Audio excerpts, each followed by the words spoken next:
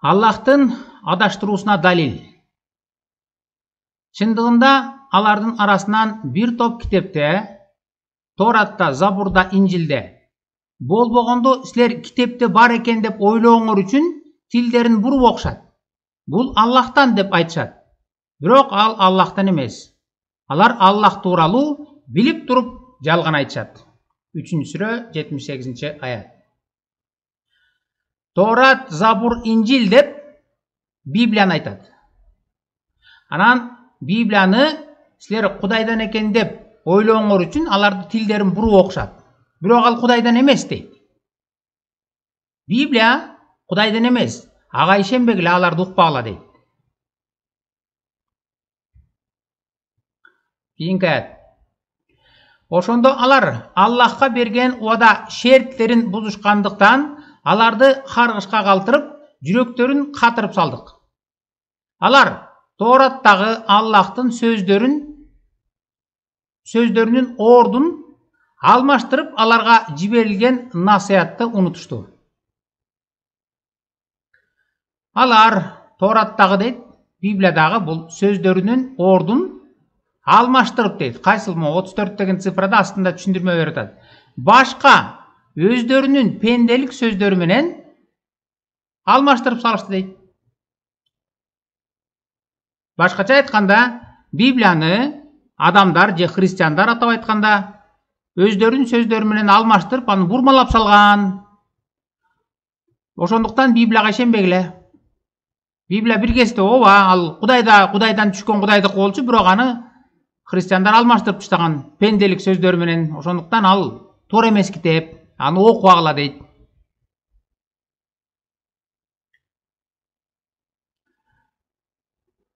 Алардын заалымдары өздөрүнө айтылган сөздү башкага алмаштырышты. Алар зулумду кылгандыктан үстүлөрүнө балай жибердик. 7-сүрө 162-аят.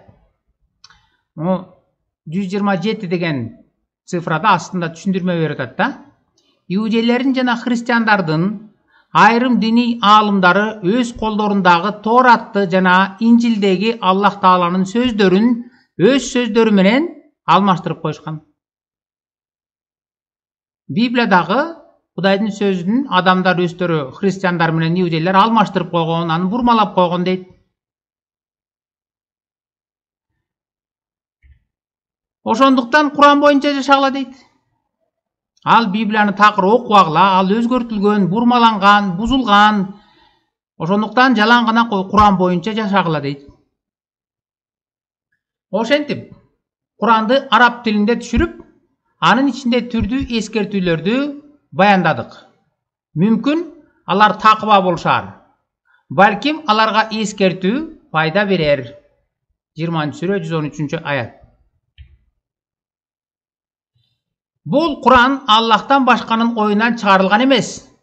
Ал Куран мурункуларды тастыктоо жана китепти түшүндүрүү үчүн жөнөтүлгөн. Анда шек жок.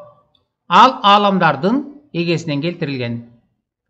10-сүрө 37-аят. Бул Куран деген Аллахтын оюнан гана чыгарылган. Башкадан чыккан эмес. Жана анда эч бир шек жок дейт. Куранда эч бир шек жок, эң туура китеп ушул менен окуп, ушу менен жашаш керек деп үйрөтүп атат. Кийинки аяты. Силерге Аллахтын аяттары окулуп жатса, араңарда Аллахтын элчиси болсо, анан кантип силер кайра артка, капырлыкка кайтасыңар? Ким Аллахтын китебин бекем карманса, ал туура жолго багыт алат. 3-сүрө 101-аят. Ким Аллахтын китебинди, Куранды бекем карманса, ал туура жолго багыт алат дейт. Курандын эрежеси менен жашасаңар. Курандын буга чейинки биз өтпөдүк белек. Буга чейинки сабактарда кол кесмей, бут кесмей, таш бараң калмай, башка диндегилерди өлтүрмөй деген эрежелерин кармансаңар, анда эң туура жолдо багыт аласыңар дейт.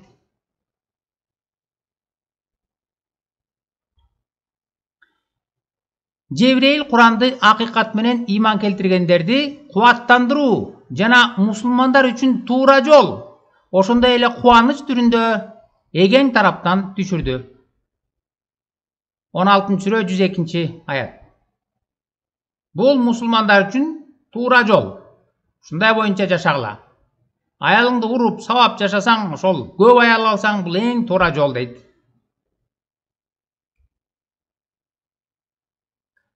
Бул Куран туура жолго баштоочу, эгеңдин аяттарына каршы чыккандар үчүн оорутуучу азаптын эң жаманы бар. 45-сүрө 11-аят. Куран туура жолго баштоочу дейт. Ошол Куран айткан боюнча жашасаң, эң туура жолдо багыт аласың. Бул Куран ыйман келтиргендер үчүн туура жол жана шыпа деген. 41-сүрө 44-аят. Бул жогоруда окулган аяттарга ылайык Библия, Торат, Забур, Инжил бул христиандар тарабынан бурмаланып, өздөрүнүн пенделик сөздөрү менен алмаштырылып, бузулган китеп. Аны окубагыла дейт. Андан көрөкчө Куран менен жашагыла. Анткени ал туура жол жана шыпа. Мусулмандар үчүн эң эле туура жол дейт. А Библия болсо бул өзгөртүлгөн, бурмаланган китеп дейт. Анда биз азыр кыскача эле үстүртөн гана бир салыштыруу жүргүзүп көрөлүчү. Библия менен Куранды. Библия эмне дейт? Куран эмне дейт? Кайсынысы туура жолго үндөйт, кайсынысы туура эмес, талкаланган жаман жолго үндөйт. Жөн эле үстүртөн эле буга чейинки өткөн сабактардын негизинде өзүңөр деле катышып келдиңер. Эгерде башынан баштап катышып келатсаңар, бул видеолорду көрүп, анда ошол өткөн сабактардын негизинде эле үстүртөн гана салыштыруу жасап көрөлүчү. Библия эмне дейт? Куран эмне деп үйрөтөт?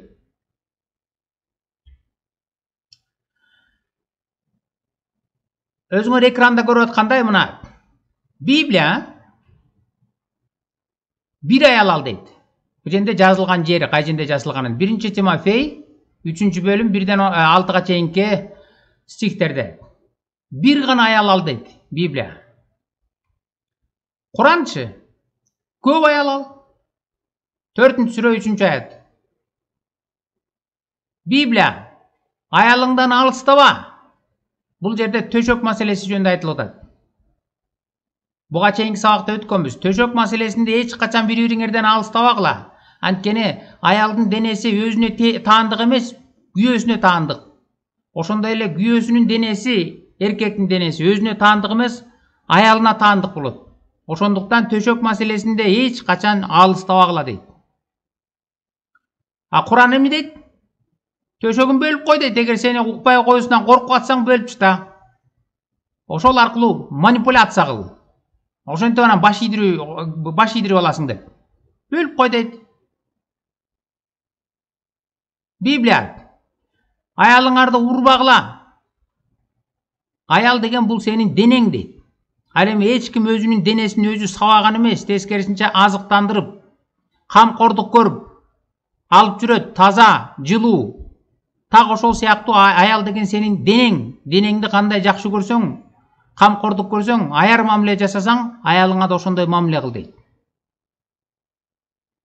А Куранчы ургула дейт. Эгер силерге баш ийбей коюусунан корксоңор, а дегенде төшөгүн бөлүп кой. Ага да болбой, андайын ур.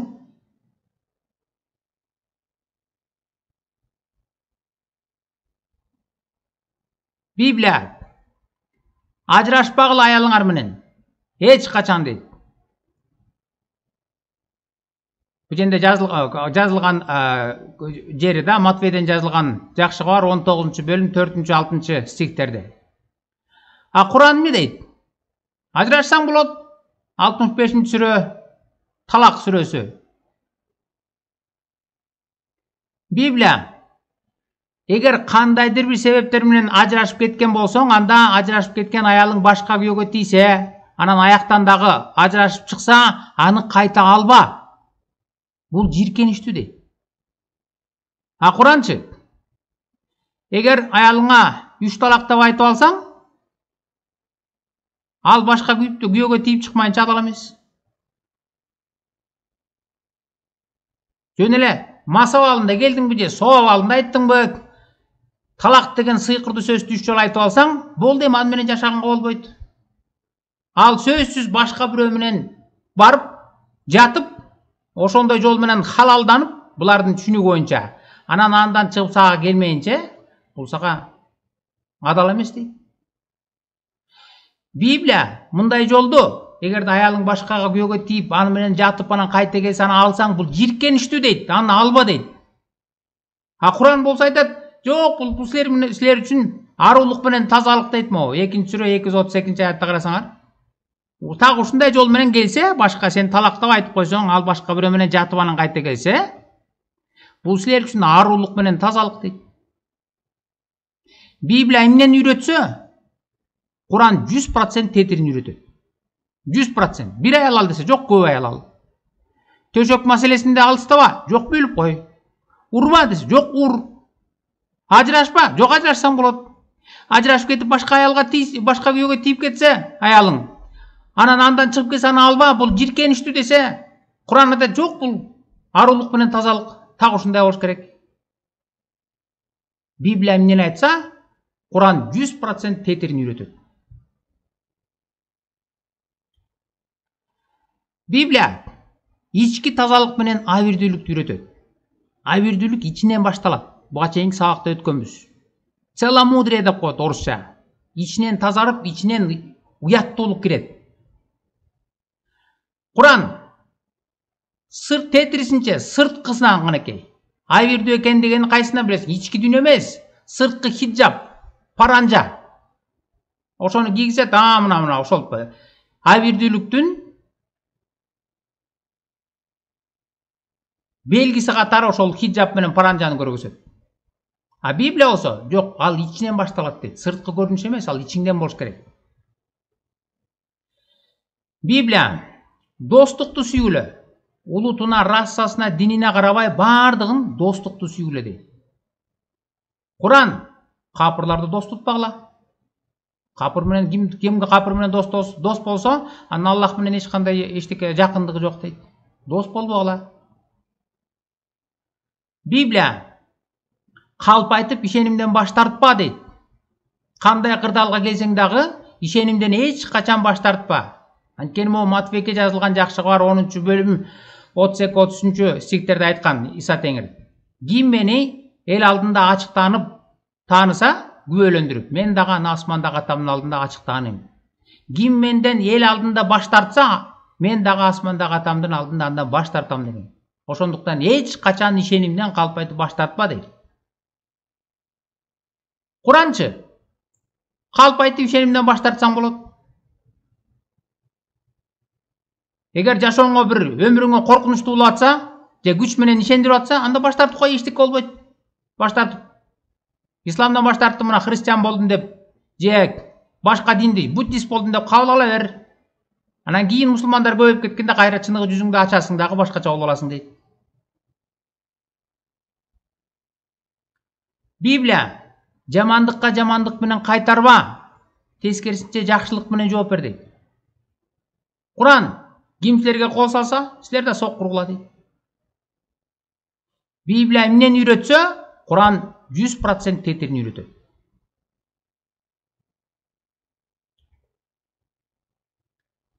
Библия өч албагыла дейт.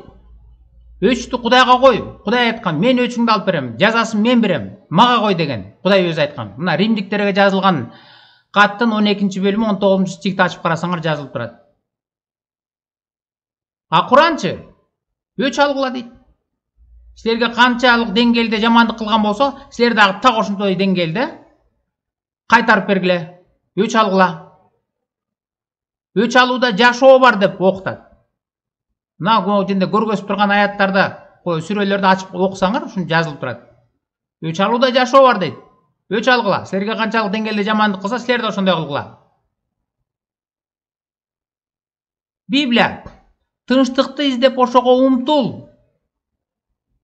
Анткени Кудай деген тынчтыктын Кудайы. А Куран тынчтык келишим түзбөгүлө. Эрегишип гана тур дейт. Өзгөчө капырлар менен.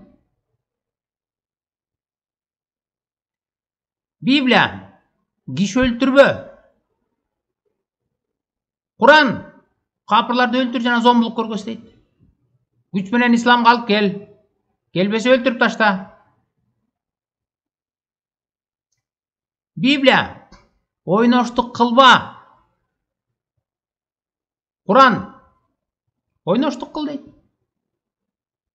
Албетте аны ойноштук деп атабайт муну. Бирок мына 4-сүрө 3-аят, 4-сүрө 24-аяттарын окусак, буга чейинки сабактардан да өткөнбүз. Ажында айтып атат: көп аял ала бер. Көп аял ал аздык кылса, күңдөр менен жата бер. Күңдөргө нике да кыйдырбайсың. Ал жөн эле күң үйүңдө кызмат кылып жүргөн. Аны менен бир гана шарт, ошол аялың жок кезде алып келип жата беришиң керек. Аны Мухаммед да ушундай кылган. Ошондуктан жата бер, ал күң боло берет дейт. 4-сүрө 24-аятта болсо, мута жөнүндө айтат. Ал күңдөр эле эмес, акчасын төлөп, башкалар менен аялың жок кезде бир сыртта жүрсөң, аялдар менен жатып келсең болот, акчаңды берип, акчасын төлөп жатып келсең болот. Мута деп коет. 2 күнгө, 3 күнгө, 4 күнгө жатсаңар болот деп Мухаммед өзү үйрөтүп берген. Ал жөнүндө өткөн сабактарда хадистерди ачып окуп бердим эле. Ошентип Библия эмнени окутса, Куран 100% тетерин үйрөтөт.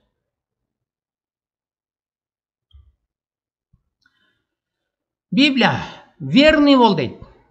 Эми кыргызча ишенимдүү деп которуп коелук. Верный. Верный деген бул аялыңа дагы верный бол дейт. Бир аял алдыңбы, өмүрүңдө ошол бир аялыңа арна. Эч качан аны таштаба, кыйынчылыкта дагы кандай учур болбосун ошол бир аялыңа өзүңдү арна. Экинчи, үчүнчү аялды издебе, сырттан башка бирөөнө мута деп барып жатып келбе. Бирөө менен гана жаша. Верный дейт ошону. Биздин тилде тилекке каршы так котормо дагы жок. А Курандачы андай түшүнүк жок. Аялыңа да андай түшүнүк мамиле жасабай эле койсоң болот. Экинчи, үчүнчүсүн ала бер, күңдөр менен жата бер, мута деп башка бирлер менен да жатып кел, акчасын төлөп. Ал эле эмес. Ишенимде дагы верный деген түшүнүк жок. Библияда мына могул Матвей 10-бөлүм 32-33 стихтерде Иса Теңир айтып атат: ким мени эл алдында ачык тааныса, мен дагы аны атамдын, асмандагы атамдын алдында ачык тааныйм. Ким менден эл алдында баш тартса, мен дагы андан баш тартам дейт. Ал эми Куранчы могу 16-сүрө 106-аятта эмне деп атат? Муну биз буга чейинки номер 7 деген 7-чи сабакта өткөнбүз. Жада калса ишенимде дагы эгер жашооңо коркунучтуу болуп атса, капырлар сени кыйнап атса, анда баш тартып койсоң болот. Ишенимден да баш тартып, ислам дининен да баш тартып, капыр болуп кетсең дагы болот. Анан кийин мусулмандар көбөйгөндөн кийин паранжаңды алып туруп, чыныгы жүзүңдү көргөзүп, кайра мусулман болуп койсоң болот. Тактап айтканда, верный деген түшүнүк жок. Мейли аялына болобу, үй бүлөдө болобу, жумушунда болобу, ишенимде, өзүнүн дининде верный болбогондон кийин анан башка жакта булар верный болобу? Дин өзү окутуп атат. Эгер жашооңо коркунуч келсе, анда баш тартып секирип кетсең болот башка жакка. Башка тарапка өтүп кет. Анан мүмкүнчүлүк болуп калса, кайра башка жакка, кайра мусулман боло коесуң. Башкача айтканда, верный деген түшүнүк таптакыр жок. А Библия үйрөтөт. Верный бол дейт. Үй бүлөдө аялыңа верный бол. Эң башында. Иштеген жумушуңда верный бол. Мамлекетиңе верный бол. Ишенимиңе, өзүңдүн ишенген Кудайга болгон ишенимиңе дагы бардык жерде верный бол дейт. Куранда андай түшүнүк жок. Мо 7-чи сабакта айтсаңар кеңири түшүнөсүңөр. Верный деген таптакыр түшүнүк жок. Аты да жок, термин да жок андай. Библия искренне бол дейт. Искренне деген бул дагы кыргызча так котормо жок, бирок бул ичи тышың, ички пейилиң, ички дүйнөң баарысы тең таза болсун дейт. Алдаба, арамза болбо дейт. Куран арамза бол. Аны албетте бул сөздү ачык айтпайт, арамза бол деп. Бирок могул 3-сүрө 28-аятты ачып окусаңар, Ибн Касирдин тафсирин ачып карасаңар, аякта моуну колдон дейт. Такыя деген сөз бар, термин арабча. 6-сабакты ачып карасаңар, ошондо кеңири түшүнөсүңөр. Мен бул жөнүндө сабак өткөм. Такыя деген бул негизи мусулмандар капырлар менен дос болбош керек. Бирок эгерде капырлардын мамлекетинде жашап, алар көп болуп атса, аларга алың жетпей атса, анда сыртыңан аларга күлүп кой дагы, ичиңен аларды жек көр деп атайын үйрөтөт. 3-сүрө 38-аятты ачып Ибн Касирдин тафсирин окусаңар, буга чейинки сабактан да өткөнбүз. Так ушинтип үйрөтөт. Эч бир уялбайт, ушинтип үйрөтөт. Такыяны колдон дагы, сыртыңан аларга күлүп кой, ичиңен аларды жек көр дейт. Котор ташыңды койнуңа катып жүрө бер. Мындай мамилени атап айтканда эмне болот? Кыргызча эмне дейт? Аны арамза дейт. Арам, ичи арам дейт аны. Библия искренне бол деп атса, Куран арамза бол дейт. Библия бейиште жеп ичүү болбойт дейт. Аякта жебейт, ичпейт. Жеп ичүү деген жердеги жашоого таандык нерсе, денеге. Ал эми адам өлгөндөн кийин дене калат. Топурактан жаралган топуракка кайра кайтат. Кудайга жан кетет. Аякта жеп ичүү деген болбойт десе, Куран айтат, жок, аякта жейсиңер да чейсиңер. Аллах өзү келип, жегиле да ичкиле, тамагыңар таттуу болсун дейт экен. 52-сүрө 19-аятты ачсаңар. Библия бейиште үйлөнүшпөйт. Аякта үйлөнүү деген болбойт дейт. Мына Матвейден жазылган жакшы кабардан 22-бөлүмү 24-30 стихтеринде айтат. Куран үйлөнүшөт дейт. Аяктан эмчектери чоң үр кыздарга үйлөндүрөбүз. Библия бейиште секс мамиле жок дейт. Куранчы бейиште секс күчөйт. Ошол жактан үр кыздарга үйлөндүрөт. Секс тынымсыз ошол жакта болот. Ал турмак хадистерде мен окуп бергем. Эмчектери чоң 72 үр кызга үйлөндүрөт экен Аллах бейишке түшкөн мусулмандарды. Ага кошуп, эч качан жатпаган, ар дайым туруп турган пенис берет экен, эркек мүчө. Ошо менен ал тынымсыз секс менен алек болот экен. Бияктагы секс биякта калат ал. Тияка барганда күчөйт. Ошондо Библия эмнени окутса, Куран 100% тетирин үйрөтөт. Библия Иса Кудай деп окутат.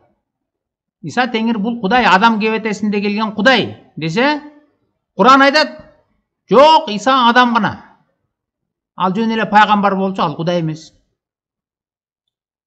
Библия Исага каршы чыккандар үчүн Иса сыйынган.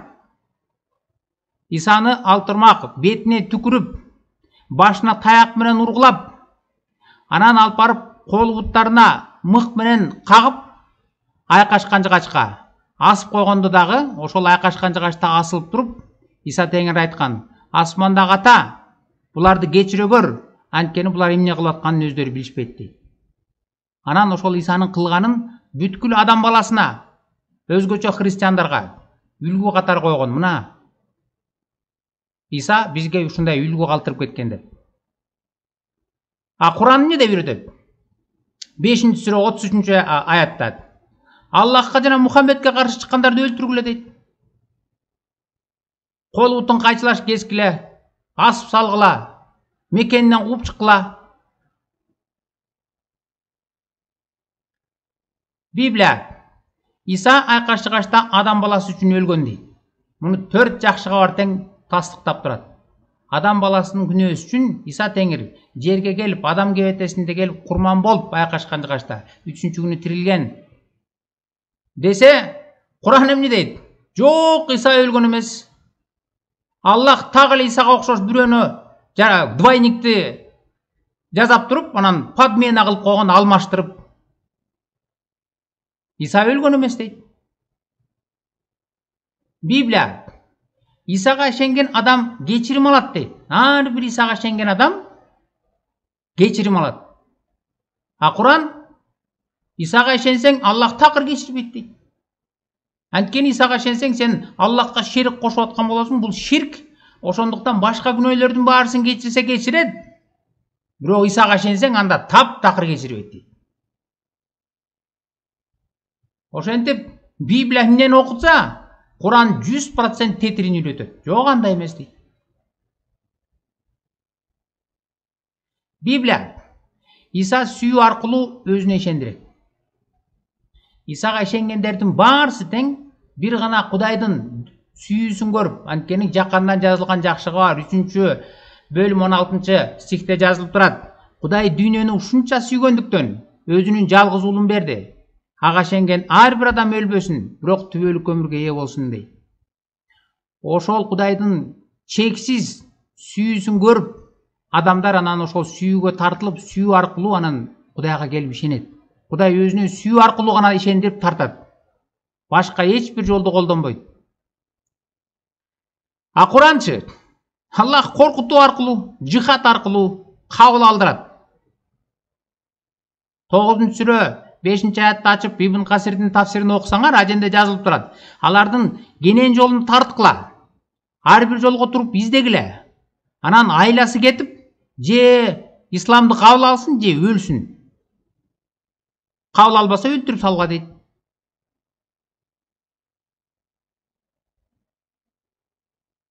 Библия руханий күрөш жөнүндө айтат.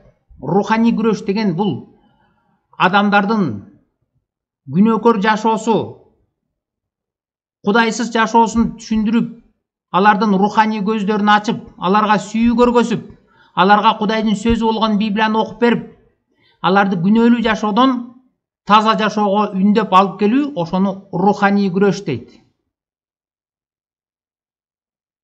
Ошондой жол менен аларды чындык жолун түшүндүрүп бергиле дейт. Ошону руханий күрөш дейт. А Куранчы кан төгүү күрөш. Сен Аллахка ишендиңби, Аллах сени баары бир согуштурат дейт. Аллахка ишендиңби, сен баары бир согуштурат. Сени сынап, чын эле мусулман экениңди билиш үчүн Аллах сени баары бир согуштурат. Ал эми 2-сүрө 193-аятында айтып атат.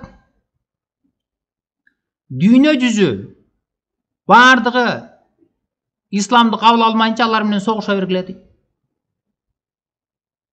Бул кан төгүү күрөш. Физически. Библия руханий күрөш жөнүндө айтып атса, адамдын караңгычылыгында жашаганын, руханий караңгычылыкта жүргөн элдердин руханий көздөрүн ачып, руханий жарыкка үндөгүлө десе, Куран тескерисинче физически күрөштү жүргүздөйт. Алардын канын төк, моюндарына чапкыла, манжаларына чапкыла, өлтүргүлө аларды. Күч менен исламга алып келгиле. Жана ислам дини дүйнө жүзүнө толук орномойнча алар менен согуша бергиле дейт. Физически күрөш. Библия Иса адамга эркиндик менен тандоо берет. Өз каалоо менен Кудай эч кимди кыйнап ишендирбейт. Анткени Кудай деген адамды өзүнүн бейнесине окшоштуруп жараткан. Өзүнүн бейнеси дегени физически колу бут бар эмес. Руханий сапаттарынан окшоштуруп жараткан. Ал акыл, сезим, эрк. Акыл менен Кудайды таанып билсин деген, сезим менен Кудайды сүйсүн деген, эрк деген өз каалоосу менен, өз эрки менен гана тандап ишенсин деп тандоо берет. Эрк берет, өзүң каалагандай. Кааласаң ишен, каалабасаң ишенбе. Ар бир адам өзүнүн тандоосуна жараша, кылган ишине жараша өзү аягында жемишин алат деп. А Куранчы Аллах исламды мажбурлап кабыл алдырат. 3-сүрө 83-аятта ачып окусаңар жазылып турат. Ага дейт, Аллахка ыктыярдуу да, ыктыярсыз дагы баары бир ишенесиңер дейт. Баары бир кабыл аласыңар дейт. Аллахты. Ал эми хадисте мо Сахих аль-Бухари 45-57-те жазылып турат. Мусулмандарга айтып атат: "Силер адамдардын эң жакшысыңар" дейт. Эмне себептен? Анткени силер башкаларды мойнунан чынжыр менен байлап исламга жетелеп келесиңер, анан ошонуңар менен силер жакшысыңар дейт. Ошентип Библия эмнени үйрөтсө, Куран 100% тетирин үйрөтөт. Библия адамдын ички дүйнөсүн өзгөртөт, тазартат.